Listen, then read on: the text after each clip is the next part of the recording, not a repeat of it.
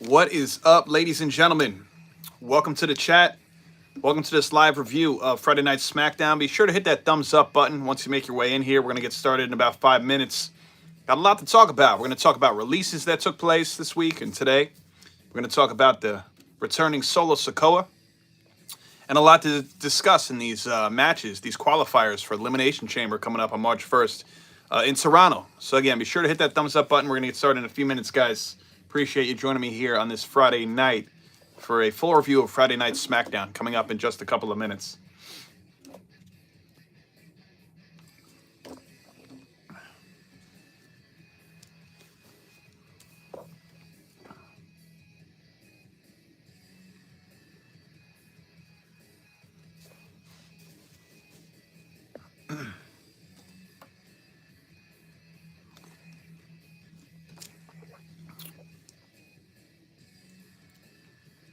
What's going on, guys? Welcome to the SmackDown review. Going to get started in a couple minutes here. Thank you for joining me on this Friday night. A lot to discuss that took place on tonight's show and a couple releases from the company we got to discuss as well. So, very surprising, especially Sonya Deville. What's up, Eugene? How we doing, my friend? Welcome in. Be sure to hit that thumbs up button, hit that like button when you get in here. Going to start the review of SmackDown in a couple minutes. What'd you think of the show? If you caught it tonight, what'd you think? Love to hear your guys' feedback. Dustin, what's good, fam? Nope. What's up? What's up, guys? Be sure to... Thanks for that follow and sub, by the way, Eugene. Guys, if you haven't already, be sure to hit that subscription button. We're going to get started in a couple minutes here. Going to talk everything SmackDown, all right? We're going to talk about the releases that took place today and this week. Sonya Deville, AOP, Paul Ellering, Duke Hudson. We're going to talk about that news that came out. A lot to discuss. The returning Solo Sikoa. So we're going to get started in a couple minutes. Again, be sure to hit that thumbs up button and subscribe if you haven't already. We're almost at 700 subscribers. Thank you to each and every one of you, especially for those who have followed me the past month on here on YouTube since I've been going live. Mainly, I've been doing it on TikTok, but I'm moving a lot of my audience over to YouTube here. So we're going to start the full review of SmackDown in a couple of minutes. Thank you for joining me. Glad all is well, Eugene.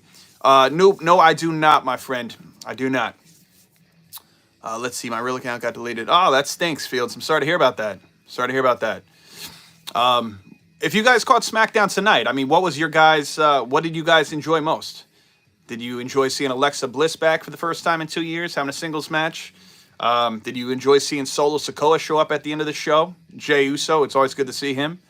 I know personally, I loved seeing Tiffany Stratton and Charlotte Flair face off tonight. I like that. It's been a long time coming. We've been waiting for that for at least a year, right? Fantasy booking, like Wade Barrett mentioned. So we got a lot to discuss in a couple of minutes here, guys. So continue to share your feedback and your thoughts in the chat. Hit that thumbs up. Hit that subscribe button, most importantly. And we'll get things going in just a little bit. Thanks, Dustin. Appreciate that, man. Yeah, I broke out this hat last week. Reminds me of the days growing up watching wrestling in the 90s, man. Spring Stampede. I was always a WWF guy, man, but I did enjoy WCW at times. Gotcha. All right, guys, so we're going to get started in just a couple minutes. What was your key takeaway from SmackDown? Before I give you my review, I want to hear from you guys. What did you enjoy most about SmackDown tonight? Were you happy with who advanced in the Elimination Chamber? Making it 2 Elimination Chamber in those matches for the men and the women. We're about halfway there for the men and the women, so we got a couple more qualifiers coming up in the coming weeks. Who's my favorite WWE player? Well, again, I don't really game, to be honest with you, but my favorite WWE wrestler right now, currently on TV, I don't know, man.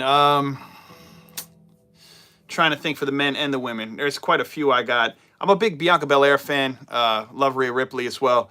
For the men, I don't know, man. Probably AJ Styles, and I'm glad to see him back. So I'll probably go with AJ Styles. So, what's the greatest advice you can give you for life?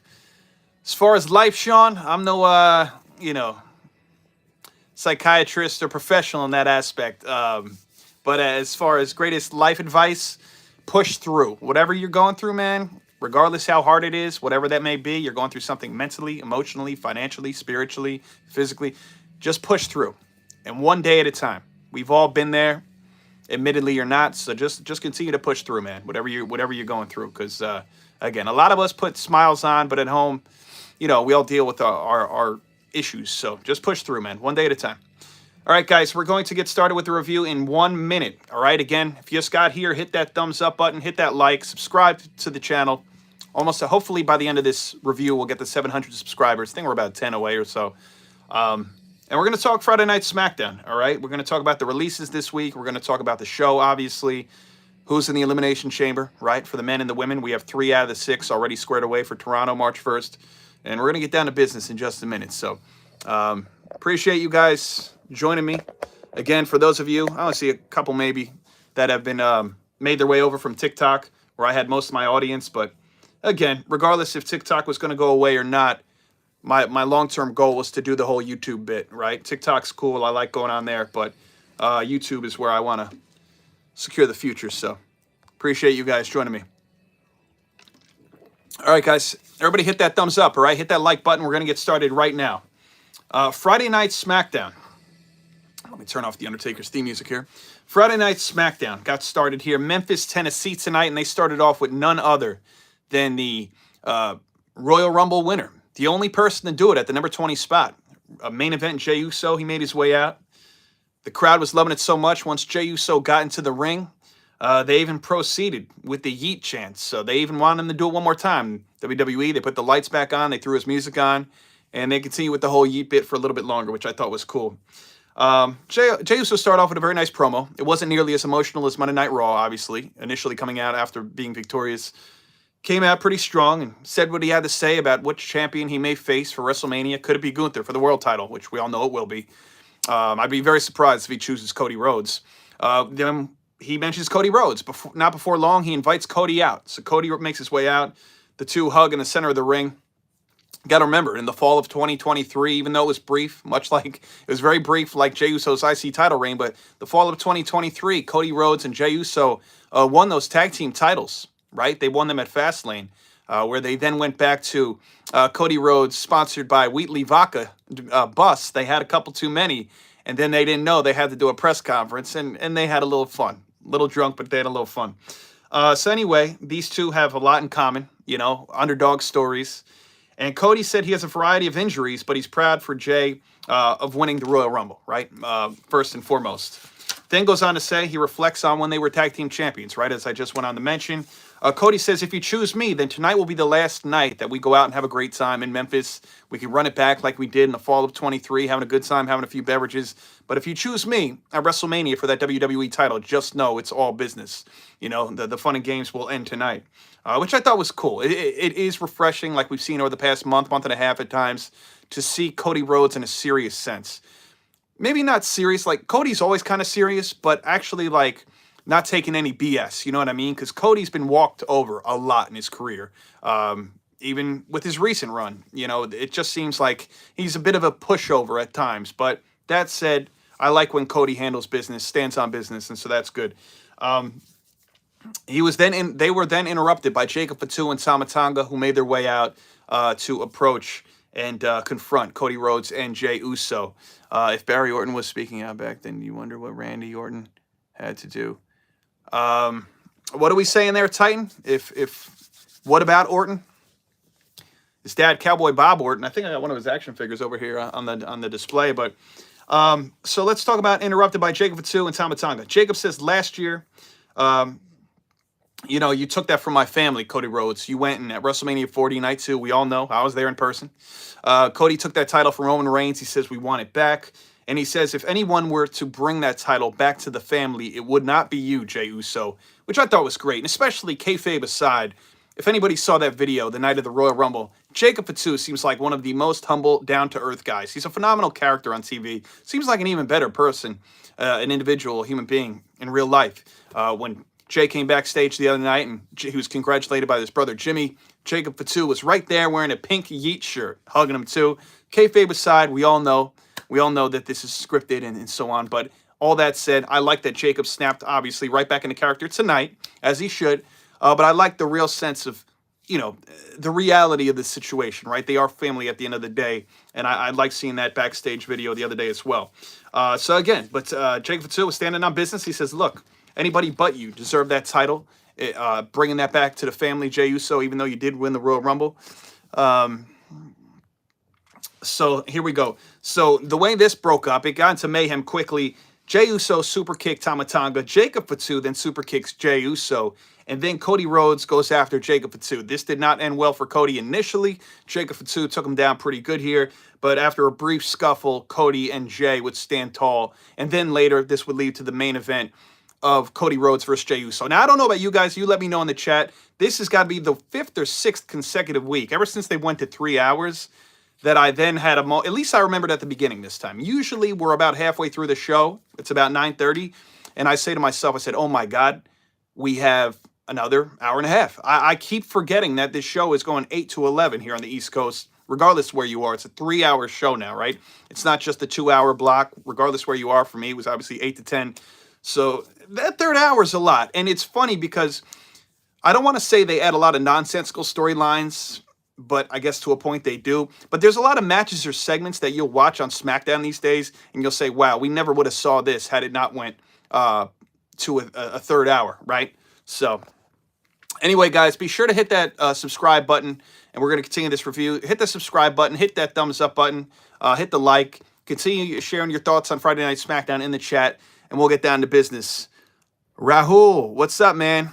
From the East Coast, how we doing, bro? Nas, didn't watch the show, but what's up? What's up, Nas? You've got a lot to talk about, man, especially those releases. All right, Tax, don't know what's going on there, man, but hope all is well with you guys in the chat. Look, guys, we're going to talk more thoroughly about the releases this week in WWE when I conclude this SmackDown interview in about 35, 40 minutes. We're going to talk about the releases. We're going to talk about Sonya Deville. We're going to talk about AOP, Paul Ellering, Duke Hudson of Chase U, who was released. We found out yesterday or Wednesday that he was released in January. So a lot of big, I don't want to say a lot of big names, but a lot of people that I was a little surprised and very random that they were released. So guys, be sure to hit that thumbs up. Yeah, they were all released, Nas. A lot of it came out tonight on Fightful with Sean Ross Sapp, Sonya Deville, AOP, and again, Paul Ellering. Final Testament seemingly done. Just carrying Cross and Scarlett going forward. Guys, be sure to hit that like button, that thumbs up when you make your way in here. It's all I ask. That, and go ahead and subscribe to the channel as well. I'd appreciate those two things. Hit that thumbs up. Hit that like. I swear it doesn't cost you anything. Not even a penny. And go ahead and hit that subscribe button as well. Appreciate you guys.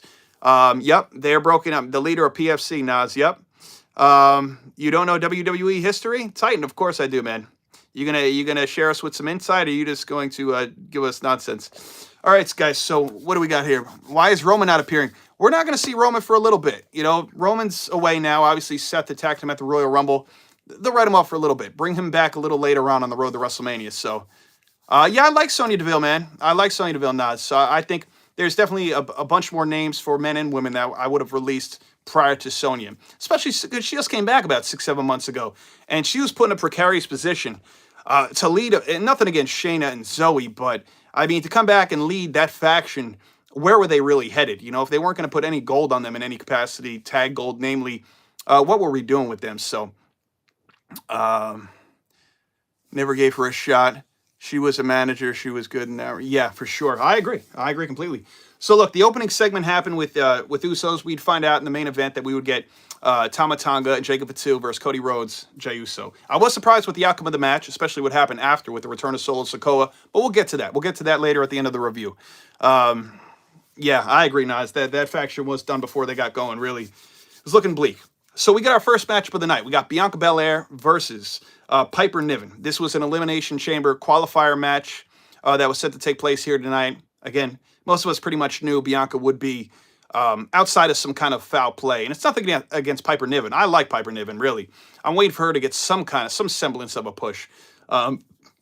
I mean, you really can say that, Piper Niven teaming up with Chelsea Green helped her in a sense of relevancy. Hey, at least it ain't 2021 and she's not being called Dewdrop alongside Eva Marie, right? Because that didn't work out well from Jump Street. But at least Piper Niven gets her name back from the NXT UK days.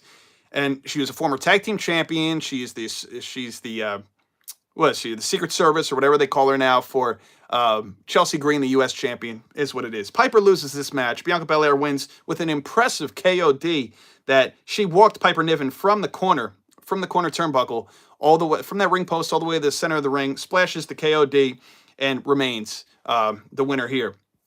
You could almost see Bianca's knees buckling because, look, Piper ain't light, Let's put it out there, obviously. And so Bianca got that done, just showcase her strength yet again and how amazing she is. So right now, at this very moment, obviously we would have one person added to the women's Elimination Chamber match later in the night between Candice LeRae and Alexa Bliss. But at this moment in time, we had Liv Morgan and Bianca being the second woman in this Elimination Chamber match. So we'll get to that in a little bit. Let's see. When Ric Flair and Rick return, I don't know, man, Raul. I don't plan on seeing Ric Flair in the ring anytime soon, man. But he's not done, according to him. So I don't know, guys. Appreciate you hitting that subscribe button. Go hit that subscribe and continue with the thumbs up, likes. Appreciate you guys. When you make your way in here, hit that thumbs up. Everyone counts, and subscribe. Thank you. So we're moving forward. We go backstage with SmackDown GM Nick Aldis. Now we see him with Katana Chance and Caden Carter. This is interesting. These two have been living in catering for months. Let's be honest. I love both of these wrestlers. I'm actually looking forward to Caden Carter actually eventually getting a singles push, at least in the mid card. There's mid card titles. There is hope, right? So we'll see. It seems like they're on SmackDown now. They're no longer on Monday Night Raw where they've been the last year or two. This is pretty much, I think, coming to the main roster from NXT in 2023, was it? Spring of 2023. Caden and Katana came to made their way to the main roster. So appreciate you guys hitting a thumbs up and the likes. I see you guys in there. Thank you. Thank you for the subscriptions as well, guys. Appreciate you guys subscribing to the channel. So we see Caden and Katana backstage. They're seemingly on SmackDown now. Now, Carmelo Hayes makes his way in. He's talking to GM Nick Aldis. And then, lo and behold, we see Akira Tozawa. Now, the significance here is Tozawa is with Alpha Academy, Otis, Maxine, on Monday Night Raw typically. But here's the thing. Tozawa has a score to settle with Carmelo Hayes. This was, Akira Tozawa, we would find out after the show, like a lot of people that went into the Rumble this year, their number matched their seniority with the company. John Cena, 23 years with WWE, came in at number 23. Natalya, 18 years with the company, came in at number 18. Akira Tozawa, 8 years with the company, was about to enter his first Royal Rumble, number 8, right? Was about to make his way in, was taken out by the upset Carmelo Hayes by just being eliminated a moment prior. Carmelo takes him out. This is when he was then replaced by the internet sensation or live streamer Speed, who took the most vicious spear by Braun Breaker, claims he's never going back to WWE, allegedly was concussed, according to Logan Paul. So I don't know. All that said, Akira Tozawa wanted a match with Carmelo Hayes tonight on SmackDown, and that is exactly what Nick Aldis would schedule between these two individuals. And again, for costing him his Royal Rumble spot. So rightfully so, right? Moving on here, we would then get, look, I like both of these guys, and many will agree that they're just not translating well to the main roster. In singles, in tag, mainly Gargano, more so than Ciampa. But Ciampa in tag isn't doing much on the mic. I feel like maybe until he breaks out into a vicious heel role in singles like he did in NXT. Anyway, that being said, DIY comes out, cuts a promo. It's boring. I won't even say it was a bad promo. Nobody was really invested. They may have been getting some getting some heel heat because they're heels, right? That's what they do. Nobody really cared about this promo between Johnny Gargano and Tommaso Ciampa. I couldn't wait till it was over. I hate to say it. I like both of these guys. Could not wait till it was over. Ironically enough, as dead as this was, Pretty Deadly then interrupts them. Again, awful promo. Now, I'm prefacing this by saying that DIY was out there in their street clothes. They were in leather jackets and jeans with their titles, just kind of promo. Wait, after this, they were going to go backstage, right? They were interrupted by Pretty Deadly, Kit Wilson, Elton Prince, and pretty much, they were talking about a future tag title opportunity. They were basically working alongside or under DIY for about a month until they got fed up with them a couple of weeks ago on SmackDown. All this leads to Nick Aldis coming out and saying, look, right now we're going to set up a match. DIY versus Pretty Deadly. And if Pretty Deadly can defeat you guys, then they are set up for an eventual future, not sure when, but tag title opportunity for those WWE Tag Team Championships. Now, mind you, Johnny Gargano and Tommaso Ciampa, they're incensed because they're not even out there in the ring gear, right? So they're saying, all right, what's this about? All that being said, okay match at best. Pretty Deadly gets the victory. It was both of these teams are very good, but this was uneventful to me from the start. I wasn't invested because I was bored from the opening promo of this segment. So that said, future title shot for Pretty Deadly. When will it happen? We don't know, but I can't wait to move on. So that's exactly what we're going to do. Next up, we're backstage with Andrade and The Miz. They exchanged some words backstage. I just want to get to The Miz and Cody, which I'm going to get to in 1 minute here. Let's see. Ryback. Is Ryback interested? I don't know, man. He looks like he's in great shape, whether people like him or not. He's been away from WWE since August of 2016, if you could believe that, Omos was backstage at the Rumble. Yeah, he's back from Japan after having a pretty good tag title reign the last couple of months. So good for him, man. So anyway, guys, we're going to talk about The Miz and Cody. So The Miz basically tries getting in Cody Rhodes' head about Jey Uso and to watch out for him. Basically, from the befriending standpoint, he's like, oh, yeah, you and Jey are friends, right? Yeah, well, how'd that go with you and KO? That pretty much went south pretty quick ever since Bad Blood, immediately after Cody teamed up with Roman in that match, right? Post-show, we remember seeing the fan footage when KO attacked Cody Rhodes just about, what was it, almost 4 months ago to the day, just about, in early October. And so long story short, Miz finishes up talking to Cody and gets in his head, making Cody a little paranoid. You could see it was irking Cody all night. He even went up to Jey prior to the match tonight, their main event, and said, any idea who you're picking, Jey? Where then Jey would respond with him, going back and forth with Cody and Gunther. He's like, I would love to wrestle you, but then I got a score to settle and some beef with Gunther. So I really can't, I'm indecisive right now, Cody. I'll get back to you. So that got Cody, got the wheels turning. Like, I don't know if I should trust this guy. And I understand why Cody would have some trust issues, because Randy Orton even reminded Cody over the summer, or was it late spring, summer, when he was first, early on as champion. Randy allegedly said to Cody, he said, look, you got a big bullseye, you got a big target on your back, you got that WWE championship, man. So, and then Randy even teased to Cody, he says, look, there's going to come a point where everybody's going to turn on you, but don't worry, I'm going to be here and you could always confide in me. We know he can't always confide in Randy. We're all waiting for the Randy Orton heel turn on Cody Rhodes. He's the apex predator, RKO out of nowhere. That's just how Randy does. So that's a whole other story. Hopefully we see sooner than later too. Maybe after WrestleMania. I was hoping we got it before the new year, maybe a match between Randy and Cody, much like we saw with KO and Cody at Royal Rumble, but we'll see. It all depends when Randy returns as well, right? So right now we're going to go to a triple threat match. This was a Elimination Chamber qualifier match for the men here, where Drew McIntyre would go up against Jimmy Uso and LA Knight. And so I liked what we saw. They would all come out and cut a small promo before the match, which it would go in the order of Drew McIntyre, Jimmy Uso, or Big Jim as he calls himself now, and LA Knight. So we'll get to that in a minute. Impact Wrestler Moose. Yeah, I'd love to see Moose get over on Raw or SmackDown. I know he's been saying for a while, Raul, that he would like to go up against numerous stars on Raw or SmackDown, not NXT necessarily. And I get that. I respect that. He's been in the business long enough where I don't want to say he thinks NXT is beneath him. It's just he has feuds and matchups that he would much rather pursue on Raw or SmackDown. And I get it. A lot of people are fantasy booking an Obafemi and Moose and all that stuff, or even Moose and Tony D, which would be good too. But Moose has his sights set on somebody currently on the main roster, and I respect that. I'm a grown man. Snap out of it. Thanks, Kresh. Appreciate it, man. Appreciate you. Thanks for the positivity, my friend. So we're going to get into the next bit, and we're going to talk about the promos that all of them would cut prior to the start of this match. So first out, we got Drew McIntyre cutting a promo. And the thing I love about Drew is he is a big heel. We all know this. He's been a big troll the past year. We saw the stuff he did back and forth with CM Punk, which was amazing. And Drew calls Jimmy Jay from Jump Street. He calls him Jay Uso. Obviously, Jay's garnered a huge amount of success the last couple of years, especially the last year, the last week, winning the Royal Rumble. Nobody saw that coming. I don't care if you're the biggest Jay Uso fan, especially coming in at number 20. Nobody has ever won from that number. So anyway, speaking of 20, Drew says, look, Jimmy, for 20 years, I couldn't tell you guys apart. Maybe you would be where he is if you said yeet first. Found that to be interesting. Jimmy says, look, you got to go through Big Jim first.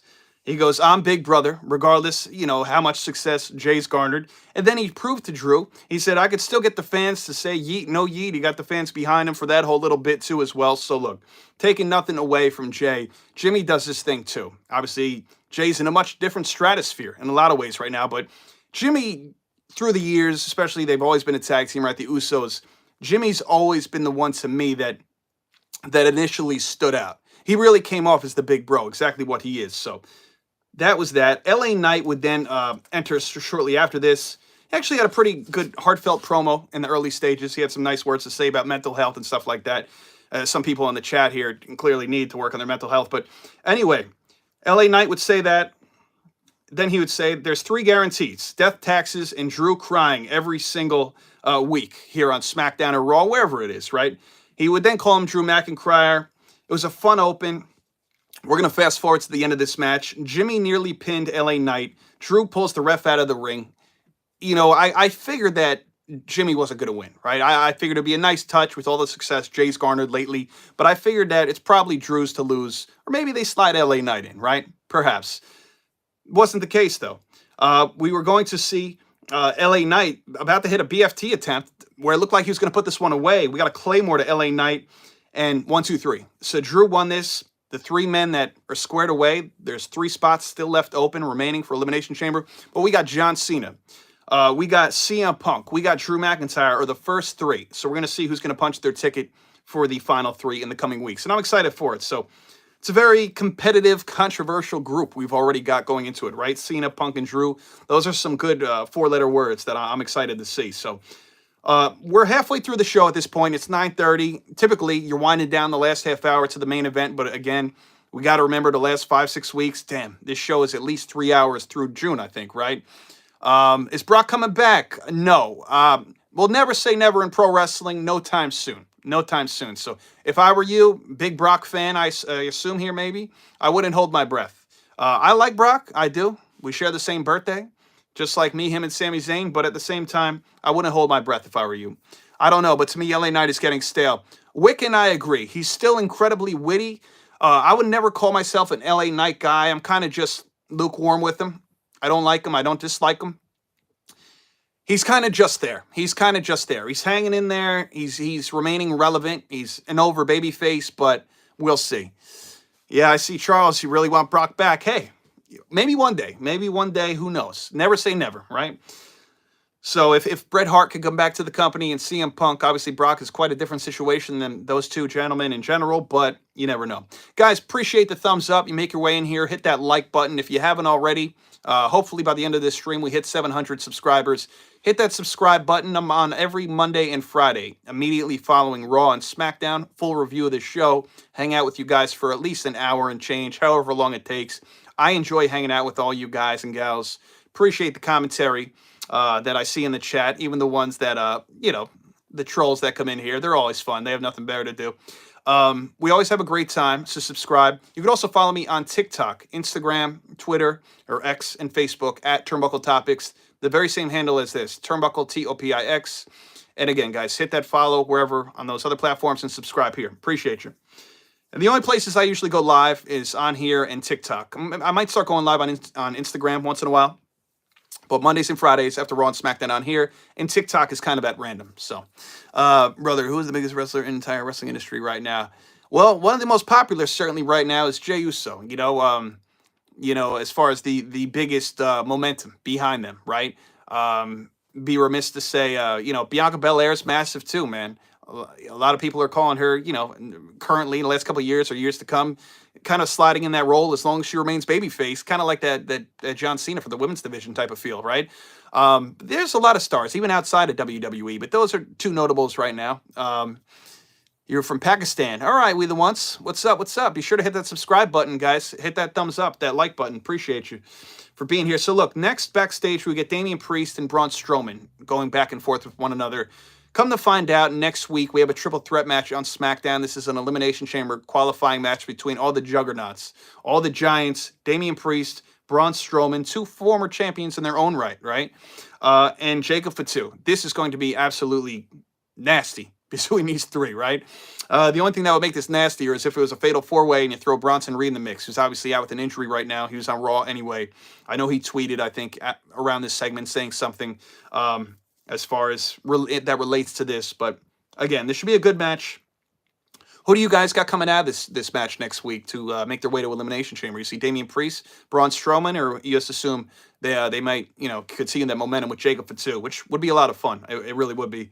I'd be very surprised if Jacob Fatu didn't win. I'd probably have to go in the order of maybe Jacob Fatu, then possibly Damian Priest, and Strowman would be my last person that I think would win this. But I'm thinking Fatu or Priest. There's the take. Wiccan, you said Fatu. Okay, yeah, I hear you, man. I hear you. Appreciate the likes, guys, the thumbs up. Thank you for the subscribing. Got about a half hour to go here. Thank you.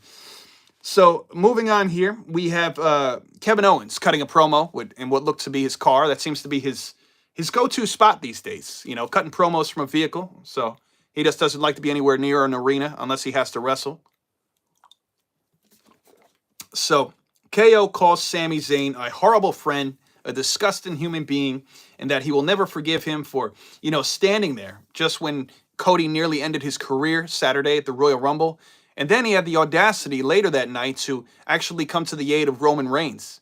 So KO is clearly upset with Sami Zayn. I'm sure Sami's upset with KO too for hitting him with that package pile driver that is said by commentary to seemingly put Sami Zayn out indefinitely. We know that just buys time on the road to WrestleMania, of course. Just like Cody was out of quite a few weeks as well. Randy Orton, he hasn't been seen for almost 3 months. He's on the side of a milk carton, so I don't know when Randy Orton's coming back. So we'll see what's going on with that. And after this Kevin Owens promo about Sami Zayn and how bad of a friend he is, this would then lead us to a singles matchup between Akira Tozawa versus Carmelo Hayes. Again, as I said at the beginning of this review, Akira Tozawa is looking to get some revenge on Carmelo Hayes for taking him out of that potential Royal Rumble spot. He came in at number 8. Carmelo was going backstage after he was eliminated. Ends up taking out Akira Tozawa. Tozawa never got into the Rumble, right? Coming in at number 8, this was going to be his first Rumble in 8 years. Didn't work out. Maybe next year. Maybe next year at least he makes it further down the aisle. Maybe at least gets on the apron or something, right? So this match, decent match as expected, but as expected, Carmelo Hayes would get the win moving forward. Get Hayes, garner up some wins, big or small. He needs it, especially if he's going to get a mid-card title sometime throughout the duration. I could see by SummerSlam maybe Carmelo Hayes becoming maybe a United States champion, or depending upon what brand he's on at that point in time. I made the list, Raul. Uh-oh. Tammy, how we doing tonight, Tammy? How we doing? Tammy, real quick, I was talking to everybody at the beginning. What do you think about the releases of Sonya Deville, AOP, Paul Ellering, even earlier this week, Duke Hudson, formerly of Chase University? What do you think about that, Tammy? Outside of the news on Duke Hudson, all that information came out tonight. What do you think Carmelo Hayes' ceiling is? Blair Davenport as well, Tammy. Wow. See, I didn't see that. That must have broke around right before I was going on. Blair, damn, I feel for Blair. Blair, I can say, Tammy, I kind of expected it. Much more than I would have seen Sonya Deville. Blair Davenport, I totally would expect. Sonya Deville, I did not expect. And all I do hope is that they don't release Kiana James. Because if you remember, Tammy, they brought, as we discussed many times on TikTok Live, they brought Blair and Kiana up to Raw and SmackDown individually at the same time. I could see Blair in TNA too. Yeah, I could. I could also see her going wrestling in the UK, Obviously, it didn't work out with her in AEW the early stages, but, I'm I hope Kiana James doesn't get released. That's all I got to say about that. We'll see what happens for Monday Night Raw there. But wow, Blair. Okay, yeah. If there's any more names, guys, or Tammy, throughout the course of this next half hour, be sure to drop them in the chat. I was very surprised to hear from Fightful, read from Fightful rather, that they were all released. You loved Blair. I'll tell you what, Tammy. Whatever I saw from her on SmackDown, I wasn't very impressed. But what I will say is this: I enjoyed her on NXT. I did. I thought she was a great fit for NXT. It didn't really translate well to any of her matches, not just the Naomi back and forths, but just in any of the matches she had, which was few and far between on SmackDown. But that's a shame. I hate to hear anybody losing their job. So sorry to hear about Blair Davenport. Thank you for the info. So we're gonna move on here. We saw Carmelo get the win over Akira Tozawa. And then this is when we see backstage. Cody Rhodes, very uncertain, very unsure, very paranoid ever since The Miz got in his ear early in the night. And guys, be sure to hit that thumbs up, hit that like button, and subscribe if you haven't already. Thank you. Jay tells Cody, I'm undecided, Cody, on who I want to be my WrestleMania opponent. Could be you. I want to kind of face you. But I also got some beef and a score to settle with the ring general, Gunther. You know what I mean? So lost to him as Intercontinental Champion. I lost to him as World Champion, as he was World Champion. So, I feel like I got a score to settle there. So we all kind of know that's where it's going to head. I also really liked right before this segment, R-Truth was backstage, who's now on SmackDown, I believe. He congratulated Jey Uso on not winning the Royal Rumble, but becoming King of the Ring. That was great. R-Truth, again, national treasure. We all know it. And to add to that, speaking of King, since they were in Memphis, we had to see Jerry Lawler. Jerry the King Lawler was in attendance. Always good to see the King as well. Next up, we would have, speaking of the King of the Ring, again, we saw Jerry Lawler, 10 o'clock. Finally hit that last hour. Usually the show is off by now. This felt like a really long show. I'm not going to lie. 8 to 9, hour 1 for me, felt very long. Finally get to the beginning of hour 3. We would see the Queen, Charlotte Flair, make her way out. I was excited because I said to myself, finally, as Wade Barrett mentioned, this has been fantasy booked for about a year now. Ever since Tiffany Stratton really made her debut on the main roster last year. Everybody's been talking Tiffany Stratton, Charlotte Flair, title or non-title. We would love to see it. And so here we are. Charlotte made her way out. Charlotte coming off more of a heel tonight than babyface, mainly in defense mode as a defense mechanism because Monday Night on Raw, she got a lot of heat, quite literally, a lot of boos. And so, she knows how over Tiffany is too. So that being said, she kind of got out what she had to say to the fans. It was Tiffy time. Tiffany Stratton made her way out. She addresses Charlotte Flair, which I'm going to get to the specifics in just a minute. Thea Hale is back too. Was that a live event? Thea Hale's back in NXT tonight. Glad to hear that, Sammy. Surprised they cut Cedric Alexander. Yeah, good for Cedric. So, Wiccan, was Cedric... I saw his message on Twitter or X. Was Cedric officially let go or cut, or was his contract up? I'm assuming with the timing, he was let go as well. It's a blessing in disguise. If he's going to head, one of the only things that I actually look forward to these days on AEW the past couple of months, one of the few things I very much enjoy on AEW is the Hurt Syndicate. So if Cedric's going to make his way over there, by all means. I know nothing's set in stone. It's going to be 90 days, obviously. What do they do with Cross now? Well, Wiccan, the past month, they've only really been showcasing him and Scarlett. So who knows what the future holds for Cross? Seemingly he's on Raw still, right? But, it's not that they haven't been promoting him without them the last 4 or 5 weeks. So we'll just have to see where that goes with him.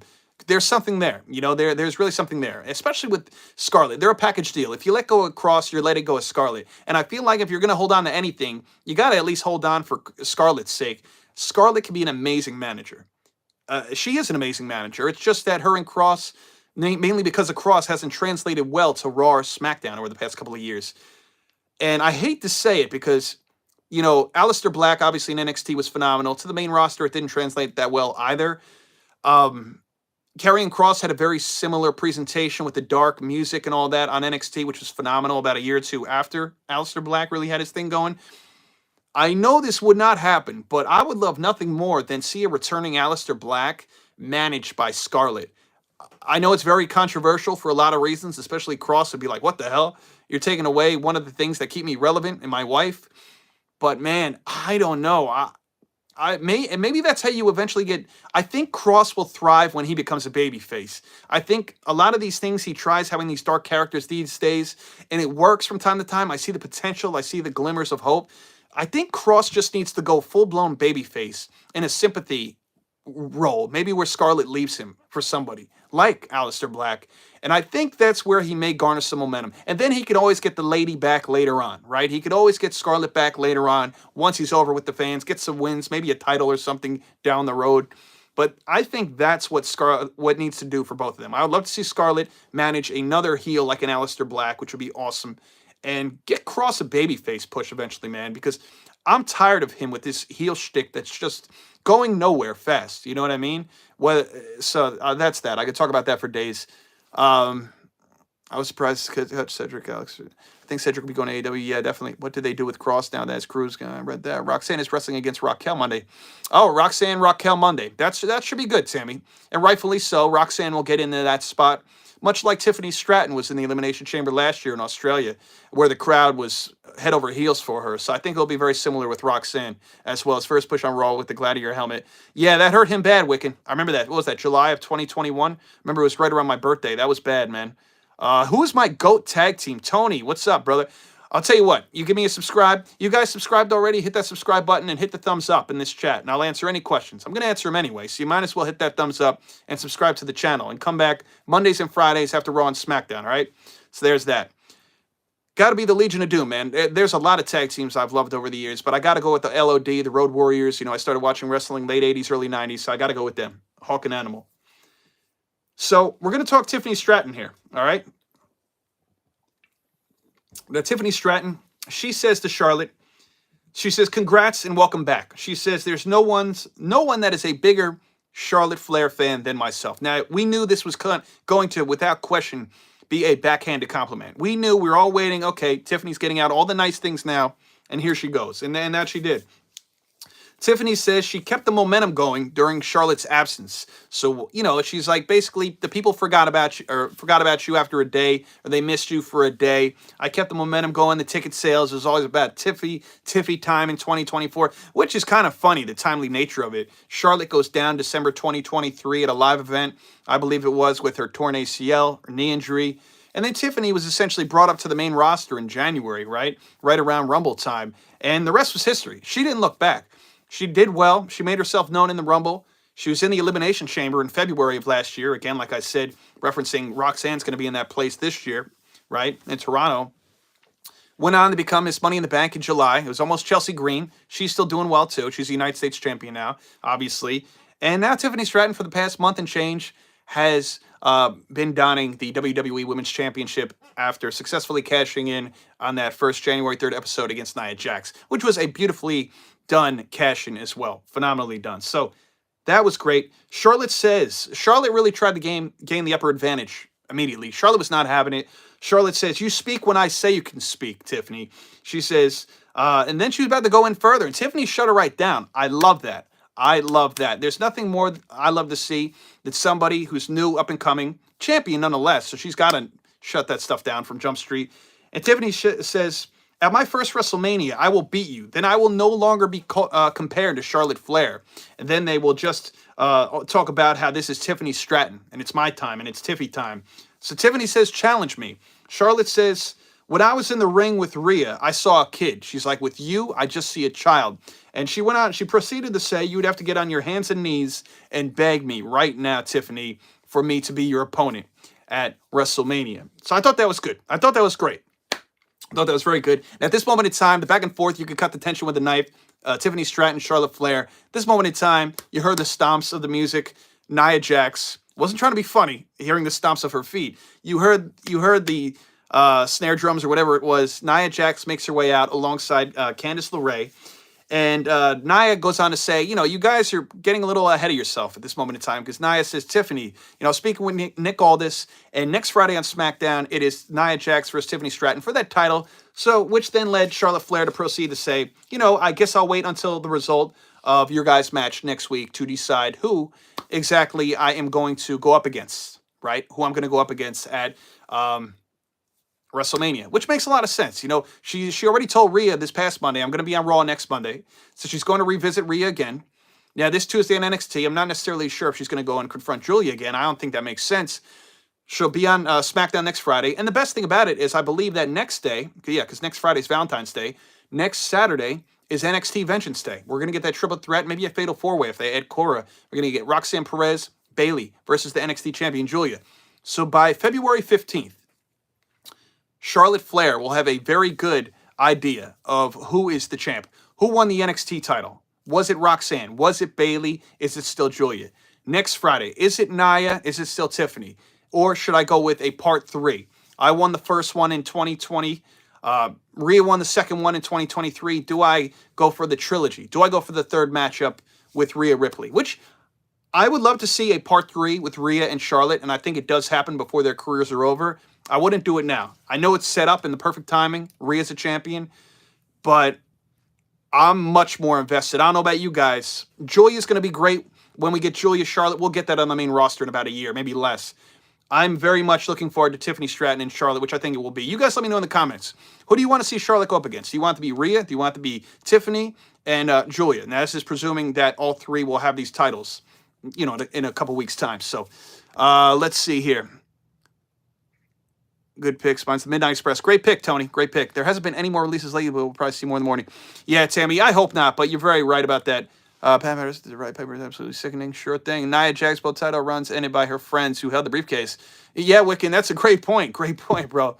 Yeah, Asuka, she's going through quite a bit of controversy right now too, Tony, but I do enjoy Asuka. Look forward to having her come back. Hope it's Masha versus Cora at Vengeance Day. Cora was at TNA Thursday again. Very nice, Tammy. Very nice. You know, Tammy, I was very intrigued with the whole Tasha Steelz and Mustafa Ali backstage bit. Thought that was interesting. Tiffy, but I don't want her to win. You want Charlotte to win? Or are you saying you don't want Charlotte to win? You want Tiffy to retain, I'm assuming, Tammy? I want Tiffany Charlotte. I want Tiffany to retain.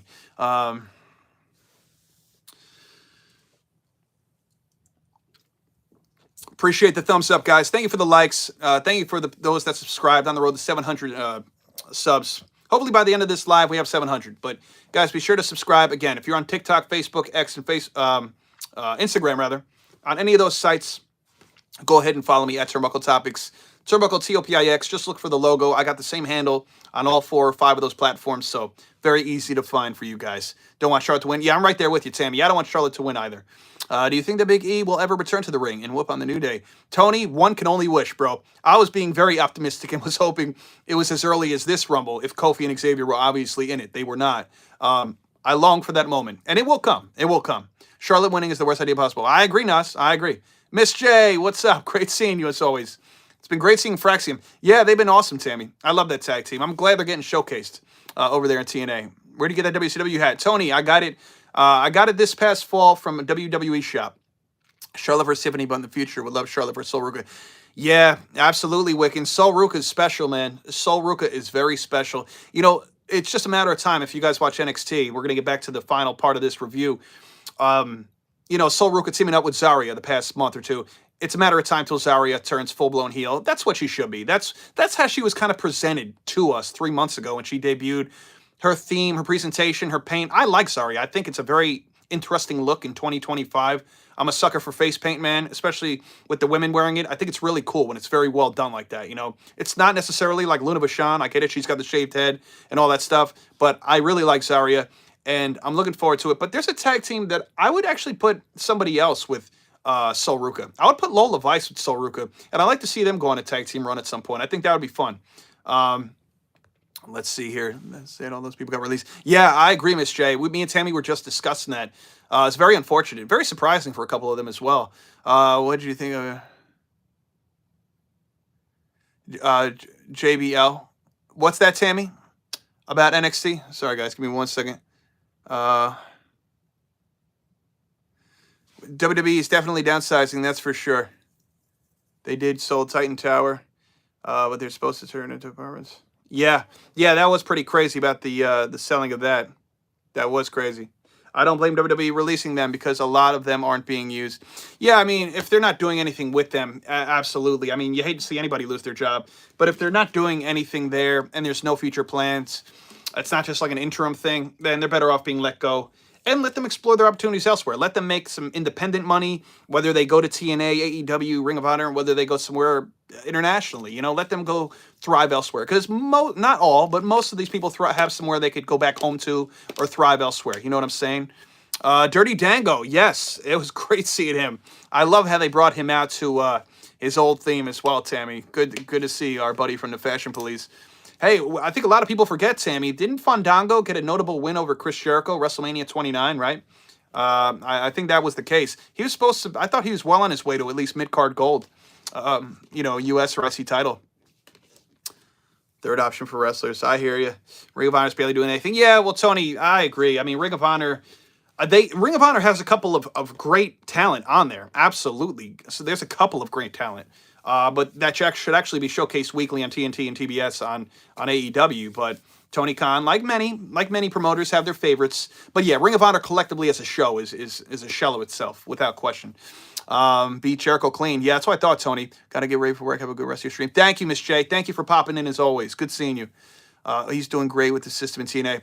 Yeah, he is doing great with the system. I agree. He is. I'm glad they added him to that faction. He totally makes sense there. Him and Lexus King should have a fun match next week. You know. Don't get me wrong. They're based in Baltimore. Yeah, I hear you, Tony. I hear you, man. All right, guys, so we're going to jump back into this review now, and we just wrapped up the Charlotte Tiffany bit. We were talking about how we are going to get Nia Jax versus Tiffany Stratton next week for the WWE Women's Championship. We all know that Nia will, in fact, not win, right? Tiffany is not having a reign that lasts just over a month, and they're not going to break our hearts on Valentine's Day, okay? They're not going to break our hearts, so appreciate you guys. Hit that subscribe button, hit that thumbs up, hit that like button as well, guys. Make your way in here. Hit that subscribe and hit that like. That's the only two things I ask of you. You want to chime in the chat? I pretty much read all the comments. If you know me, that's how I do. So keep it running up in here. Thank you. Let's see. Did you notice Jay never went to NXT to maybe challenge Oba? Yeah, that's true, Tammy. That's true. I like the fact that they're not making it so cliche for every challenger of the Rumble to go to every brand, although they could. Although Jay very well could go to Oba. That's also a tree I would not bark up. Oba Femi. So that's smart, him not doing that. And then furthermore, I like Jay not doing what Charlotte's doing, going to all three brands. I like Jay legitimately saying, hey, do I want to fight one of my best friends in this business? Do I want to fight Cody Rhodes, who I have history with, who I've went to war with on numerous occasions, literally, whether it's War Games, whether it's his tag team champions, right? For a little bit, having one another's back, being allies, being that one bloodline family member from the bloodline that had his back during the whole Roman saga, right? Hoisting him up on the shoulders at WrestleMania 40 when he won the title. Sure, Jay piques his curiosity, but at the same time, like he's told Cody, he's very interested in getting revenge and finally getting a victory over Gunther. So I like that it's literally just those two. But again, great point. He did not go to the NXT Black and Silver brand. For good reason. I wouldn't want any trouble with Obafemi either, so let him do his thing there. Heel Nash losing a little shine. I hear you, Tony. Do you think Joe Hendry will end up in WWE? Yeah, I think much like Jordan Grace, this time next year, we'll be seeing him possibly in the men's rumble for the company like Jordan was for the women. I love Cody. He reminds me of his dad so much. We're going to see him versus KO for Mania. Yeah, it's going to be great, Tammy. I assume we are going to get some kind of a stipulation. Would I like a classic match at Mania? Sure, but there's too much bad blood in there. Friends, bitter rivals. Crazy how just 2 years ago they were main eventing night one and winning the undisputed tag titles, and now they're going to be beating the living hell out of each other. So it's going to be fun. His brother's still a better wrestler than him, says Tony. Okay. All right, guys, we are going to this singles match here. Candice LeRae versus the returning Alexa Bliss, Elimination Chamber qualifier match. This is Alexa Bliss's first singles match in the better part of 2 years. I think her last one, or at least around that time frame, was Royal Rumble 2023 when she was going up against Bianca Belair for her Raw Women's Championship. And so this was fun. They're basically similar size, stature, so this was good. A good return match for Alexa, too. Candice is good in the ring. She may not be the most exciting wrestler, but Candice can hold her own. Alexa Bliss, as most would expect, got the win. Hits the Sister Abigail for the victory here. So now we have three tickets punched. Just like for the men, we have John Cena, CM Punk, and Drew McIntyre. For the women, we have Liv Morgan, Bianca Belair, Alexa Bliss. So 3 down, 3 to go for the men. For the women, I'm excited for it. And so we'll see what happens. Now, you can correct me if I'm missing somebody in here, whether it's Tammy or somebody who might have caught it. Next week, did they say Chelsea Green is going up against Naomi and a third person, or is it just a singles match? Because everybody was coming up at Chelsea at this point, so I didn't quite hear correctly, maybe. If it's Chelsea Naomi, I fully anticipate Naomi's going to get the win. If it's Chelsea Naomi and somebody else, then who knows? I don't think Chelsea wins regardless. You could let me know in the chat here. Singles match. Okay, that's what I thought, Tammy. Do you see the glitch? She's joining the Wyatt Six. Yeah, I can see that, Tammy. If that's the case, hey, I'm here for it. I'm here for it. I would love to see Alexa do her own thing, but them earlier this week moving her from Raw, where she was supposed to be, to SmackDown, especially her new updated Lily doll, has the symbolism for the Wyatt Six and stuff like that, the six in one of the eyes and stuff. I kind of at that moment in time was like, okay, it looks like that's the direction that they're headed in. You know what I mean? Do you think they're going to give Cena his last championship? Tony, they may, but they're going to make it awfully difficult for him. I don't know, even if he wins the Chamber, I don't know if it's necessarily going to be as easy as him winning it at Mania. We'll see, man. Does he win a title in some sense in 2025? I think so, but I don't know, man. It's going to be tugging at a lot of people's heartstrings, especially if you're a big time John Cena fan. It's going to be a tough ride. It's going to be tough for a lot of reasons. It's going to be bittersweet. This is his last rodeo, right? Whether he wins gold or not. So just enjoy the ride. That's all I can say. As The Rock would say, just buckle up and enjoy the ride, because I'm not so sure that John Cena is 1,000% going to get a title opportunity to, or actually win the title, right? I hope he does. But if he doesn't, that's very John Cena of him not to, right? She turned on Bray, so I wonder how they'll do it. Yeah, that's right. WrestleMania 37 was where she did it, right? Wiccan, when she turned on Bray Wyatt, when he went up against Randy Orton in that abomination of a match. That was about 2 seconds. We definitely cared like Hogan. Yeah, sure, Tony. Joe Speed should wrestle Breaker.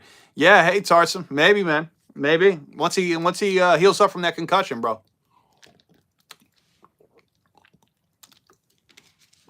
Yeah, I hear you, Tony. There's been a lot of back and forth. It doesn't bother me. Here's the thing. Here's why it doesn't bother me that they don't call him a Steiner. Because he pays homage by wearing a singlet that looks like it's from their locker room, their closet from the 80s or the 90s. So you see Braun Breaker and you immediately identify him with, maybe not with Rick or Scotty Steiner immediately, especially if you don't know that he's Rick's son or his uncle, Scotty Steiner. But maybe you can't do the Steiner math, but you can tell by the singlet, right? You can absolutely tell that, hey, you know what? He may not be a Steiner. I wasn't crazy about the name from Jump Street either, Braun Breaker, but what I will tell you is that his singlet is great, and it makes sense. So, WWE releasing, making room for Malachi, Ricky, Phoenix. Yeah, you're right, Tammy. They're making room, cap space, whatever you want to call it, for the people that they actually are going to use. And I don't want to use the words worth paying, but it makes sense paying. People that are more so going to sell tickets. Others than that are just there backstage. So I get that. Penta vs. Braun. Yeah, they teased it last week, was it? Or was it Monday? Was it Monday or past Monday? Either way, Tammy. Yeah, I could easily see that. That'll be a lot of fun. He may be the guy to take it off of him. We'll see. All right, guys, we're winding down to the main event almost. Be sure to hit that subscribe button. If you haven't already, hit the thumbs up, hit that like button. Appreciate the commentary in the chat. As you can see, I do my very best to respond to each and every one of you guys. I am here Mondays and Fridays, immediately following Monday Night Raw and Friday Night SmackDown. So I'm on right after the show for at least an hour and a half. So thank you guys for subscribing here and liking this live. We are going to forge forward here too. Well, let's wrap up here real quick. So Chelsea Naomi we got next week, right, for the Elimination Chamber. Chelsea was then confronted by Michin and B-Fab. They got unfinished business with her. And then this was followed by Zelina Vega, who got a huge reaction, seemingly from that Memphis crowd, and that was just from being backstage. When all this was said and done, all these people coming at Chelsea Green, the U.S. champ, Piper Niven's not getting any victories. The only way she's winning in any semblance is being associated and affiliated, but with Chelsea Green. But honestly, at this point in time, even Piper Niven said, what's going on here? So even she's getting exhausted. She's saying, you know what? Like, what's going on here? Is this even worth my time? I'm exhausted. I can't win a damn match. This is too much being security for you, Chelsea. And so, maybe one day Piper Niven doesn't viciously turn on Chelsea Green, or as much as I would like it to be, I think it would be fun, maybe. If it's not a Michin or somebody, maybe Piper Niven taking the title off of Chelsea Green. But being that she can't win a match, maybe Piper just simply one day walks away from Chelsea Green and becomes a quiet, somber babyface on a Raw or SmackDown one day. So who knows? But it looks like Piper Niven is getting fed up and is just tired. I don't even think she's mad at this point. She just looks tired. So we'll see here. Braun is going to win it. Mania, yeah, maybe, mighty. I hope regardless if Braun or Penta would win, whoever would win that at Mania, I'm just looking forward to that match taking place. So, Tulsa, Oklahoma in the building. Thank you, brother. Be sure to hit that thumbs up, my friend, and I hope you hit the subscribe as well, like many others. on here. Hit that subscribe button, guys. Mondays, Fridays, immediately following Raw and SmackDown full review. So now this takes us to the main event. And who better than main event Jey Uso and Cody Rhodes, the WWE Champion, versus Jacob Fatu and Tama Tonga. This was an enjoyable match. This would then end with Jey taking out Jacob on the outside of the ring while Cody would hit Tama Tonga for the crossroads. I know Tammy Tonga, we joke about it a lot on TikTok Live as well, Tammy. Tammy Tonga, you can't be happy that, we know Jacob Fatu is the powerhouse of the two, right? It's kind of hard to argue that point, but your boy Tama Tonga's eating pins left and right. So I don't know who's getting pinned more these days, Piper Niven or Tama Tonga. It's hard to keep track, but nonetheless, let's talk about the bigger news. That was post-match. I didn't see this coming because he's only been away 2 or 3 weeks since he left Jacob and Tama high and dry. And honestly, I've been enjoying Solo away because it's opened up Jacob an opportunity to really showcase his skills and ability on the mic. We know he's got a great presentation. We know he's phenomenal in the ring. He dropped what looks to be 50-plus pounds before coming to WWE from MLW. His physique is phenomenal. And he's an absolute monster on the mic. One of the better promos in all of WWE. He's been signed to the company for not even 8 whole months. So, or at least on TV, right? So post-match, we see a spike to Cody Rhodes by somebody dressed in all black hoodie. You see that a lot lately. Whoever pops up, they're in a black hoodie. It was Solo Sikoa. Solo hit Cody Rhodes with a spike. Solo's back, so let's see what that means, right? Does this mean that we get Solo versus Cody on an episode of SmackDown at the Chamber? We shall see. So that was Friday Night SmackDown. Did it in just about an hour's time, or just under it, really, by the time I started this review. So I don't know. What did you guys think of this show? What was your favorite parts? What do you think about Cody and Solo? Does that pique your interest at all? Do you not care? We got Cody and Solo at SummerSlam this past year. So you let me know. What's up, Nick? Nick, be sure to hit that thumbs up and subscribe. But my favorite WWE superstar of all time is Stone Cold Steve Austin, my friend. And one of my favorites, especially since he returned, AJ Styles. Love AJ as well. Want time to get his New Japan skills going. They won't pin him. Yeah, you're right. If they let him unleash those capabilities, Tammy, he'll be all right. I'm actually tired of Cody winning. I wanted Jacob, but I'm going to win. Yeah, to be honest with you, Tammy, if I was to put money on it prior to the match, I thought that Jacob and Tama were going to win.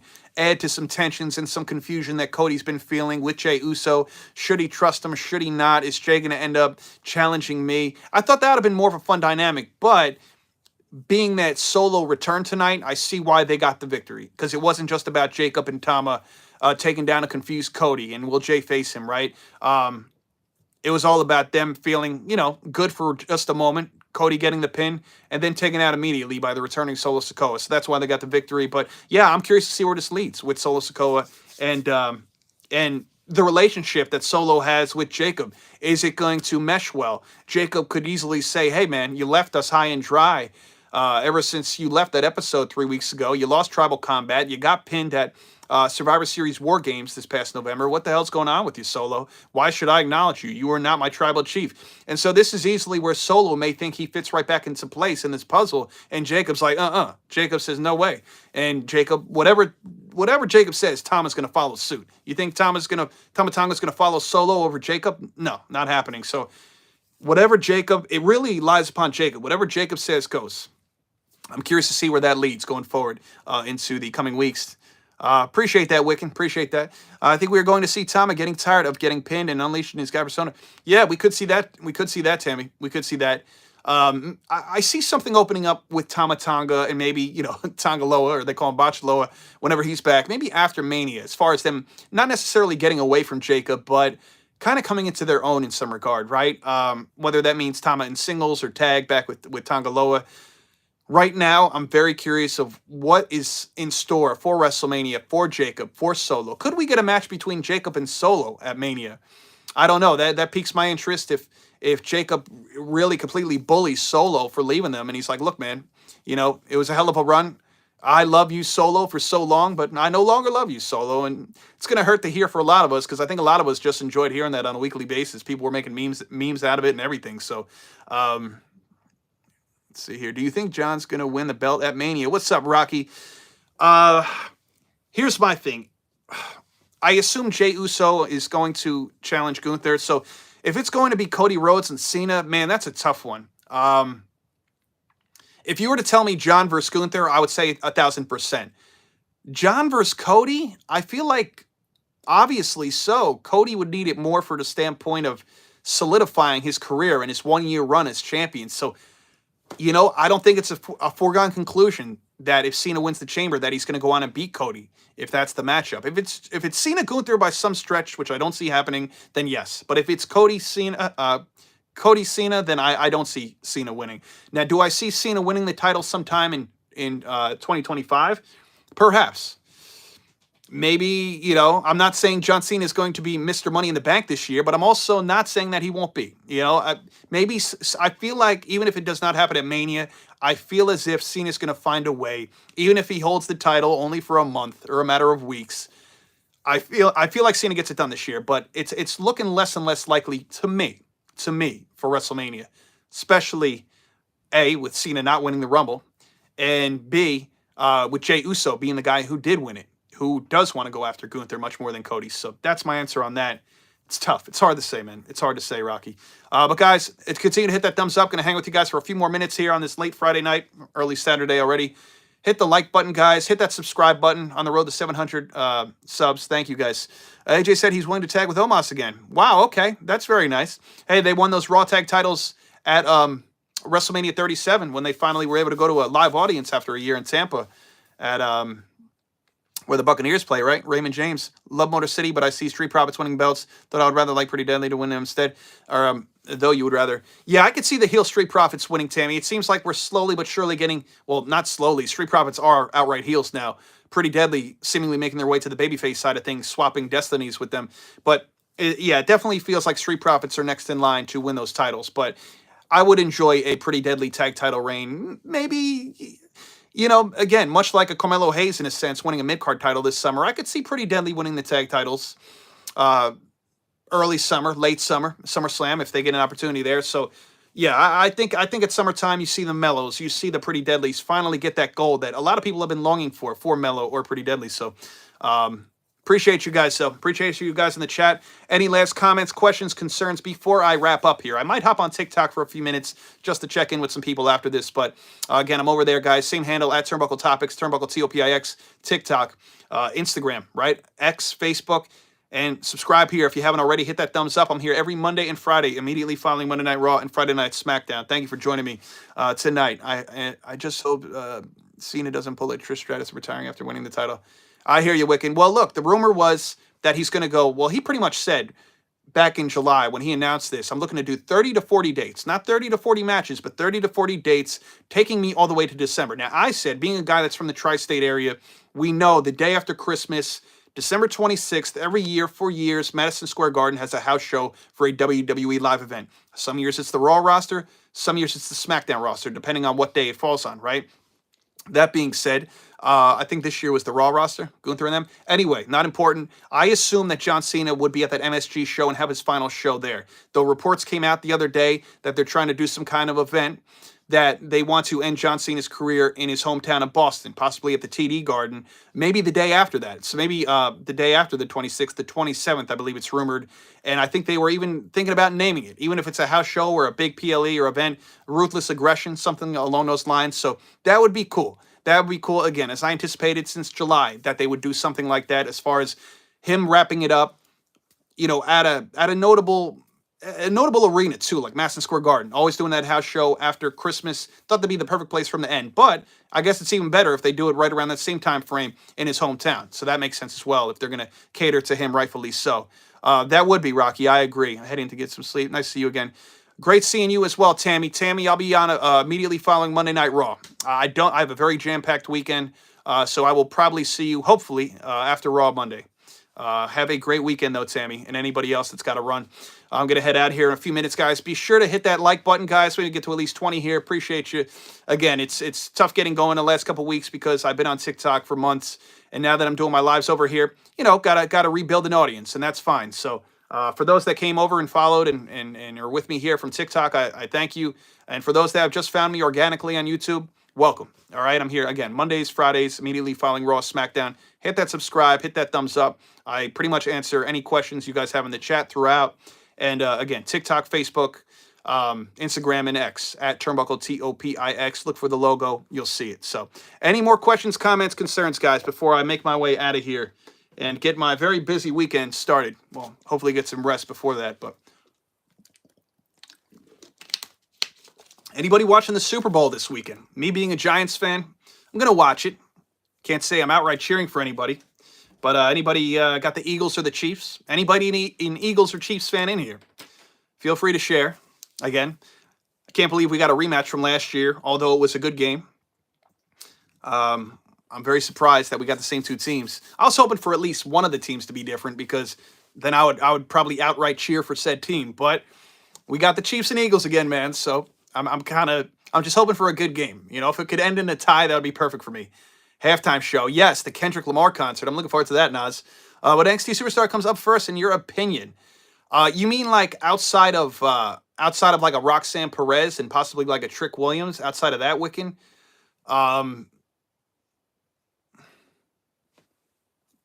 Yeah. What NXT superstar comes up? So, you know, personally, it's tough because I want to say like a Sol Ruka, right? I really like her. I want to see her get some more stuff accomplished in NXT, right? Realistically, who I think is ready to be brought up, and I think that would hang pretty well, and that I don't necessarily see them putting gold on, so like bring her up anyway.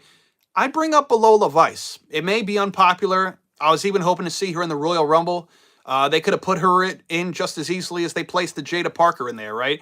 I'd like to see a Lola Vice. Lola Vice has damn near done it all in NXT the last 2 years.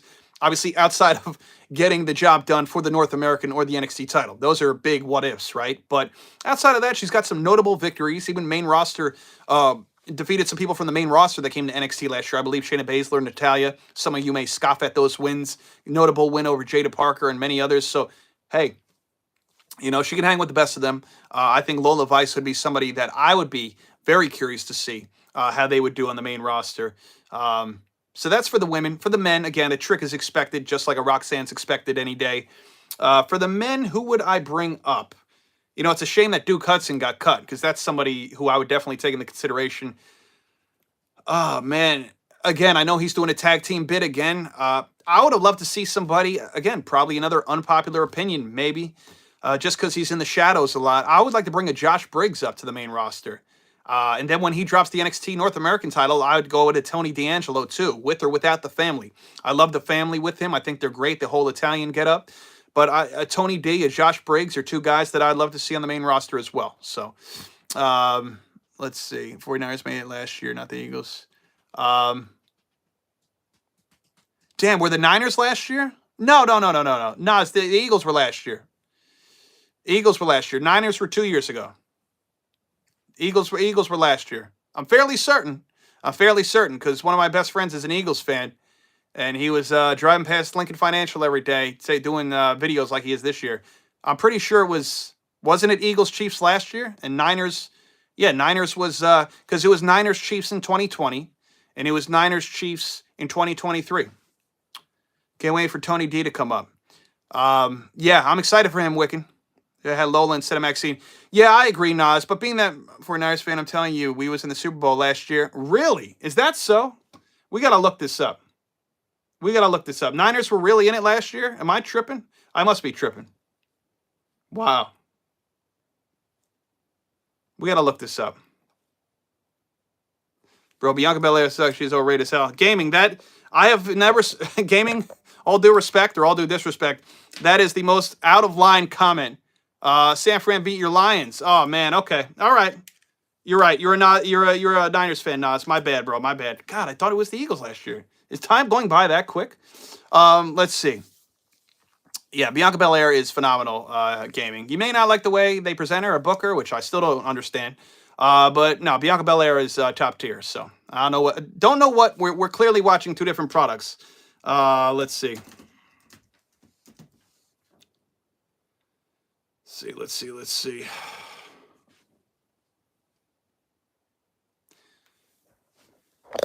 Yeah, man, I was very surprised. You know, Wiccan, just like my buddy's a big-time Vikings fan, man. I thought for sure that the Lions or the Vikings were going to get to that Super Bowl game, but I guess not. Wow, that was 2 years ago. Okay. God damn, time is flying that bad, Nas? Yeah, right. That was a 3-point game last year. Wow, that's crazy. Happy for Lexi going to Chamber. Yeah, Lexi's I'm happy for Lexi. Flurry up with the J. Yeah. Well, Wiccan, it's funny you say that, man. And I meant to make mention of that in my notes, bro. I definitely thought that we were going to see Jade tonight. I thought if Bianca didn't get in the Elimination Chamber, I thought for sure that it was going to be because of interference maybe by Jade, or like Jade confronting Naomi or Bianca, or something happening where it was going to cost Bianca the match. I don't know. Because you got to remember, when they were trying to qualify for, what was it? When Bianca was trying to win her match against Chelsea, right? Was it for the U.S. title tournament? That was when Bianca was initially distracted by that, right? By seeing Jade backstage in that predicament, and so that's why Bianca didn't finish that match. Chelsea went on to win her match. I thought maybe something like that could happen again, but like a callback to that from 2.5 months ago. Yeah, they got to hurry up with this Jade business, man. They got to hurry up with this Jade business. I think we're all getting a little tired of waiting. Brandon, so this one, he's got never interested, no reason to be a faction at all. These base earth theme manipulation. Yeah, well, Brandon, Sonya wasn't bad, man. And dare I say, Sonya was put in a very precarious position when being brought back to the company 6-7 months ago to quote unquote lead a faction that has no personality in Zoe Stark and Shayna Baszler. I'd rather watch paint dry. Now, I'm saying that from a promo standpoint. Shayna Baszler is tough as nails. She was phenomenal in NXT. Zoe Stark is a great wrestler. She is. Now, her promo ability and all that stuff, obviously not really there, unfortunately, for the both of them. But they're both very good wrestlers. So Sonya Deville was trying to bring some kind of an edge to them, but it was over before they kind of began, especially feuding with the Damage Control, Dakota, Io, and Kyrie from Jump Street, while they all could stay healthy for the better part of 2 weeks. That's it, right? Yeah, man. I'm very surprised. There is a whole slew of women's wrestlers in WWE or NXT that I would release before Sonya Deville. So I got to say I'm very surprised at that one. Probably more so than any of the releases I've seen come out. Again, I'm more surprised that Sonya was released than Blair Davenport or AOP or Paul Ellering, obviously, who managed AOP. Or even, Duke Hudson was surprising. We found that out the other day. He was released in January from NXT. I thought he could have did something definitely in NXT still, even without Chase U or on the main roster. But what are you going to do? I remember Naomi has a qualifier next week. That's right, Brandon. That's right. Something could very well happen during Naomi's qualifier. We got to keep our sights set on that. How there's so many we see stacked Elimination Chamber. Cena Punk Drew, yeah, gaming. It's looking good. I was looking good. Nas, man. You're a trip. You're a trip. Yeah, thanks for reminding me with that Super Bowl thing, man. Time is just flying. Can't believe Niners was last year. So excited for Alexa return. Better than Charlotte winning it. I hear you, Chris, man. I hear you. Guys, good to see you all file in here towards the end of this review. Be sure to hit that thumbs up, all right? I know a few of you haven't hit it yet, all right? We're not moving that needle, all right? I got a bunch of needle movers in here. Let's hit that like button, and let's hit that subscribe button as well, all right? Get a couple more subscribes here. And again, guys, if you're on other platforms, I'm there too, so follow me there as well. Hopefully Karrion finally getting pushed to the moon. He's approaching Keith Lee. What's the potential status? Yeah, Brandon, I agree. This could be unpopular. I said this about 20 minutes ago. Karrion Kross, if nothing comes of this 5th attempt, at least, on this heel run of different personas and personalities, just turn the guy babyface. And, Scarlett could either stay with him in a babyface role. I think she's a phenomenal presentation as a manager, or put her with a heel persona. Put her with somebody else. Thank you for the subscriptions, guys. I saw a couple thumbs up. Thank you, guys, for doing that. Again, Mondays and Fridays, guys, I'm on here after Raw and SmackDown. But, yeah, I mean, something needs to change with Karrion Kross and Scarlett. I mean, if you're not going to do anything with him of note, Scarlett's a good manager. Put her with somebody else. Put her with the returning Aleister Black. She'd be phenomenal in that role like she was with Karrion on NXT when he was a scary presence, bald-headed as well. You know what I mean? So, let's see here. 2025 men's elimination chamber will be stacked. Yeah, big time. Said the same thing last time. I was like, no, the Eagles. I said it last time too, right, Nas? Yeah, well, thank you for reminding me, man. I'm glad you said it before I was with people on Sunday. They'd be like, what are you talking about? Do we see Seth versus Punk versus Roman at WrestleMania 41? That seems to be the running shtick, Chris. I could very easily see that triple threat match. It does seem like yesterday the Eagles were there. Yeah, it really does, Nas. It really does. It really does. If Karrion goes to TNA or AEW, he'd get used like Brock Lesnar. It's honestly sad. Well, I'll tell you what, Brandon. If he went to TNA, Karrion might be doing something of note. He was in TNA before as well. You got to be careful. Tony Khan is very, very, very, very, very particular in AEW. So just because Cross would go to AEW doesn't signify anything. Now, say what you want about Big Cass, Big Bill. He's much different. He's got a phenomenal physique now, much better than he did in WWE. A little better character development, not by a ton. You could do a lot with Big Bill. They were even doing a lot with him in TNA. And if I was Big Bill, I get AEW, the allure, it's bigger, maybe slightly bigger crowds. Not by much. TNA's crowds are getting, so it's spade to spade in 2025. It's really rather even. TNA's got a lot of momentum these days too, even before the WWE partnership. All that said, Big Bill went to AEW late 2022. His fiance Lexi worked there. Lexi Nair, they just got married and all that good stuff. So maybe he went there for those reasons. That being said, there's no guarantee that a Karrion Kross would be done right in AEW because they're not doing it right with Big Bill. They didn't do it right with Wardlow ever. Powerhouse Hobbs is very hot and cold the way they book him.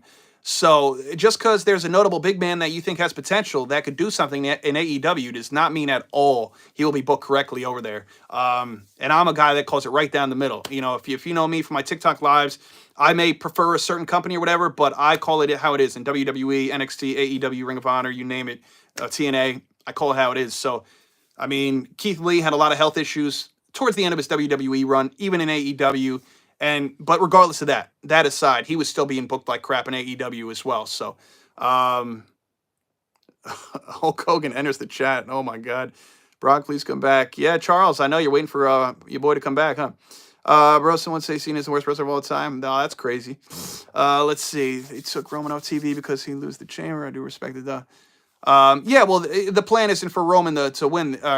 They don't have plans for Roman to prosper for a title match so that's why, you see random wrestlers disappear. That's why. Jade Cargill, she's no Roman Reigns, obviously, but Jade Cargill's disappeared for a while because they don't know what the hell to do with her. So, and they're trying to intertwine her back into a story, whether it's with Bianca, Naomi, Lash Legend, Piper Niven, Nia Jax, Mr. Clean, regardless who it is, they don't know what to do with Jade until she gets her wrestling skills up. That's just the bottom line. It was also me on TikTok telling you we'd see Hendry. Okay. All right, Brandon. I remember that, man. I remember that. Appreciate you guys. Guys, hit the thumbs up, all right? Hit that like button. Hit the subscribe button as well. I'm about to get out of here in a few minutes. Probably call it a night at the hour-and-a-half mark. We're at 82 minutes and counting. Probably wrap it up at 90 minutes, which will take me to here on the East Coast a little after 12:40. So I thank you for being here, guys. Again, I will be on here Mondays and Fridays, all right? Immediately following Raw and SmackDown, full review, as we did here tonight, chopping it up with you crazy animals, you wrestling fans, all you men and women. Thank you for joining me. Subscribe, hit the thumbs up here, and you can follow me on TikTok, Facebook, Instagram, and what else? And X and Twitter at Turnbuckle TOPIX. So some artists don't value the legacy of Cena. They thought Sony is overrated. Yeah, I hear you. Well, they don't miss a good thing till it's gone, gaming. So Toni Storm is probably the best female gimmick in wrestling right now. Yeah, if you know, Brandon, right? And for those that don't have tribalism in wrestling, which is few and far between these days, Toni Storm is doing phenomenal character work. She's just, we all knew she's a very good wrestler. For those that actually followed her when she was booked right, whether it's NXT UK, NXT, not on WWE, in AEW for the most part, obviously she's had a very good year plus as champion, even as this return the past month or two, going up against Mariah May next weekend, the 15th, in Australia at Grand Slam to hopefully regain that AEW Women's World Championship. Toni Storm, timeless Toni Storm, is doing a phenomenal job. So let's see here. Hope Cena wins Chamber. Yeah, hopefully, Chris. I'd like to see that for him. We'll see what's going to happen with him, though. Hope CM Punk wins Chamber, says Charles. All right. All right, guys. Well, 5 more minutes. I'm out of here, guys. Get your last comments, questions in, concerns about. Doesn't have to be just about SmackDown. Could be WWE, AEW, whatever you want to talk about. TNA, you name it. Let's talk about the recent releases in WWE that came out tonight. Cody's great, man. Cody's great. Cody's one of those people, even if you are not a fan of Cody Rhodes, even if he's not your cup of tea, you got to respect the guy. You really do. From a guy that was drowning as Stardust in 2015 and 2016. Okay, he won a tag title once or twice. Left the company, bet on himself, went to Ring of Honor, even went to Impact for a couple shows. New Japan, Bullet Club, All In 2018. Tony Khan comes around, like him or not. They started AEW, did his thing there for a couple years, comes back to WWE after a couple WrestleManias and winning a couple Royal Rumbles, takes down the Tribal Chief for the WWE Championship. You can't make this stuff up. So what Cody Rhodes has been able to accomplish Not even just in his return to WWE the last 2.5, 3 years, well, going on 3 years, this Mania, what he's been able to accomplish these last 8, 9 years has just been amazing, Cody Rhodes. So, Cody, again, there was a lot of NBA players, a lot of NFL players, whatever, that were never my cup of tea. Guys I never really, cheered for, rooted for, regardless, but I have a lot of respect for a variety of reasons. And Cody Rhodes is one of those guys where, I actually do kind of like Cody.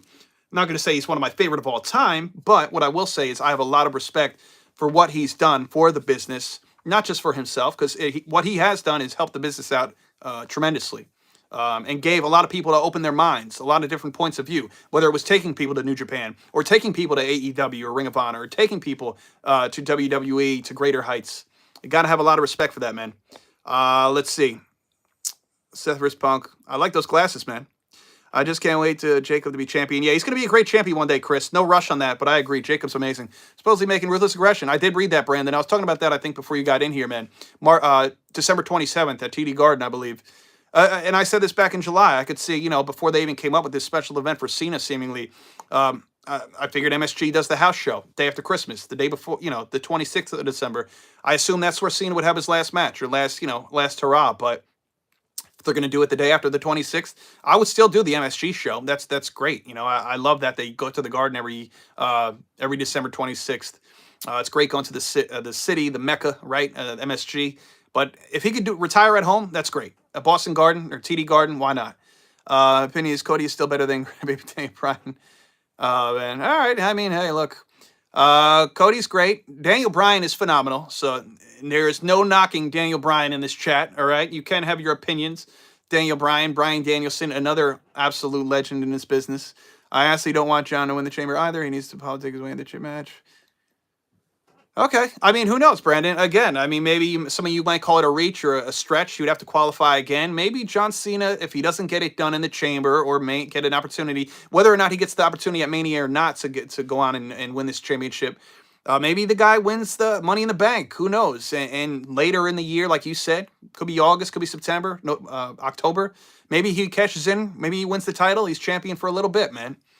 The thing is, if Cena wins at WrestleMania, which is, mid to late April, that's great. But then how long does he hold it? I mean, I'm not opposed to seeing him hold it the majority of the year, but I'm kind of maybe in a small majority of if Cena is going to win it. Yes, it would be a nice fairy tale that he wins the title at his last WrestleMania, as long as he gets to 17 at some point. I think should be his biggest focus, right? Obviously, who wouldn't want to get it done at Mania? But as long as he's able to get that shot and win that title before the end of December of 2025, then obviously he accomplished, he checked that box, right? He checked that box. So I want Braun versus AJ for the IC title. Okay. All right. That'd be fun. Again, they teased Braun and Penta a couple of weeks ago or last week on Raw. So I think there's a very good likelihood we see that. John wins a big title. It's John. He wants to defend it every week. I hear you, Brandon. Right. That's true. John Cena would want to defend it every week, but we also got to be realistic of where John Cena is at in his career. Mind may be saying one thing, but his body's going to be saying another thing. His mind and heart is going to say, hey, let's defend this every Monday on Raw or every Friday on SmackDown. But his body's going to be saying, hey, John, how about we defend it every other PLE? So we'll see. Again, he's looking to do 30 to 40 dates. He's not looking to do 30 to 40 matches. That's the realization we all need to come to. And how many dates has he already done? Has it only been 2?